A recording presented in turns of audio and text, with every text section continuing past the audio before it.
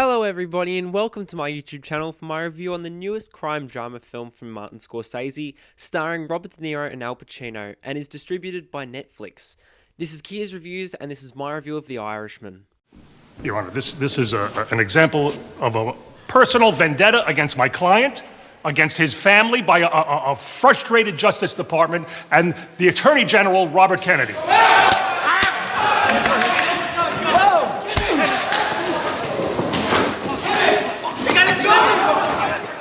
You charge a guy, always charge a guy with a gun.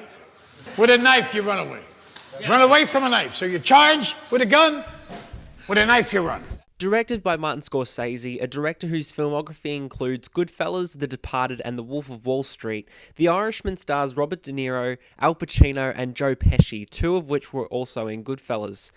Having a good look into Scorsese's filmography, he's well known for films with long run times, The Wolf of Wall Street and Casino hitting the 3-hour mark. But he's gone even longer with The Irishman, as this film holds an incredibly long run time of 3 hours and 30 minutes. However, the plot runs at a smooth pace, holding a long, sophisticated story that keeps the viewer's interest the whole time. The story gives the whole run-through of the life of hitman Frank Sheeran, Robert De Niro's character, at a pace that doesn't feel rushed, but doesn't feel too slow either. Beforehand, the 210-minute run time is extremely intimidating, but once the film begins, time flies faster than any other 3-hour movie released this year. Accompanying the brilliant progression of the plot and the intricate screenplay, the performances from Robert De Niro, Al Pacino, and Joe Pesci are just astounding. Scorsese and De Niro have a long history of making films together, most of which are of the gangster mafia genre. The Irishman adds to the extensive list of their collaborations together, but also adds another masterpiece to both of their filmographies. The best thing about Robert De Niro's performance in this film is the variety and time periods his character undergoes. The use of the CGI de-aging utilised on De Niro for each stage of his character's life is quite confronting to begin with, as the beginning of the film started with a retired old Frank Sheeran, and then jumped to an extremely young Frank Sheeran. But as it progresses, the CGI becomes seamless and quite impressive. For a film this long to have a constant excellent use of de-aging CGI is a wonderful win for The Irishman, and for it to be used upon a character that's so constantly in the movie, it stands out more against any other CGI-heavy film, such as Avengers Endgame, etc. So you dress for a meeting? And this is how you dress in Florida? In a suit? For a meeting? Anywhere. Florida, Timbuktu, I dress in a suit. For a meeting. And you're late. What? You're late. Alongside De Niro's astounding improvement throughout The Irishman, Al Pacino is equally as entertaining, given he's interested in the second act of the film. Many comparisons will be made within Pacino's filmography against this, and a lot of them will be the comparison to Pacino's role in The Godfather, which is a very accurate depiction and judgment to be made. His role as Jimmy Hoffa in this is extremely similar to his Italian mafia stance as Michael Corleone in the Godfather trilogy. The history between De Niro and Pacino is also there, so the already established chemistry between them holds stronger in this film, making for an exciting trio to join together for a gangster film. It's easily De Niro and Pacino's best work in years. A very vague issue with The Irishman is how the middle act loses its focus on the story a little, as Scorsese tries to weave in major historical events with this story seemingly only to extend the film, focusing on the history of JFK. But the film quickly gets back on track, as this film is at its peak when it focuses on its key characters, because the character development is incredibly strong all the way through the plot. Hey, Lou. Hey, Frank.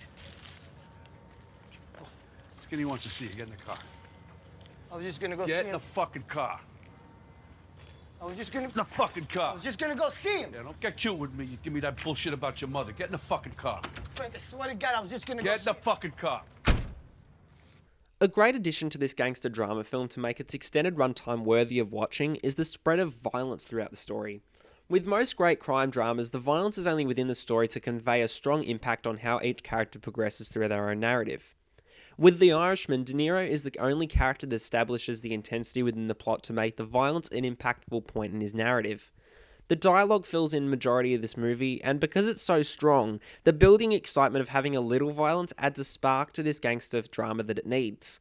Even though there is a lack of it, the brutality of it when it is on screen increases the shock value of the acts committed, but to have such strong, sometimes vulgar dialogue to establish a well-made, enticing film is the right way for Scorsese to approach this movie. Hello? Is that Frank? Yes. Hi, Frank. This is Jimmy Hoffa. Yeah. Glad to meet you. Well, glad to meet you, too. Even if it's over the phone. I understand you're a brother of mine. Yes, sir. Local 107 since 1947. Yeah. You know, our friend speaks very highly of you. Thank you. He's not an easy man to please. Well, I do my best. Another brilliant tactic Scorsese nailed really well with The Irishman is the final hour being one of the most reflective and emotionally driven sections of any of his films before. To make time a reflective factor, even in circumstances such as Frank's, the theme of family resonates strongly all the way through. This gave Robert De Niro's side of the plot a more entertaining approach, as he not just played the role really well, he embodied the role in a way that not many actors have done. Given that this mafia film was full of intense dialogue and strong themes, it was nice to see that Scorsese approached the final act with a slow, calm tone.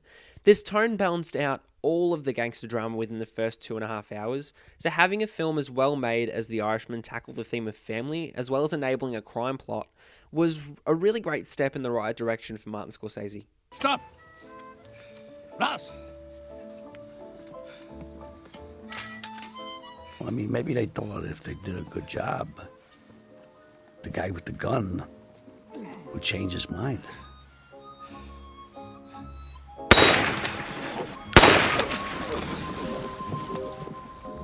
The Irishman is very strong in its area of cast, story, character development, and its superb CGI job at de-aging the key cast members, essentially with Robert De Niro's character and Frank Sheeran. This gangster genre return for Martin Scorsese proves to be one of his most brilliant works amongst his other gangster films with the likes of Goodfellas and Casino. As much as the only weakness is the story's slight stretch in the middle of the film, The Irishman is truly one of the best films of 2019 because it is an incredible instant classic. So I'm giving The Irishman what it deserves, and that is a very solid 10 out of 10. Thank you so much for watching. Are you going to watch The Irishman on Netflix? Let me know below. If you like what you're seeing here and you want to see even more, check out my channel and be sure to have a look at my previous reviews of Frozen 2 and Knives Out. As always, be sure to follow and subscribe to my YouTube channel. This has been Kia's Reviews, signing off for now.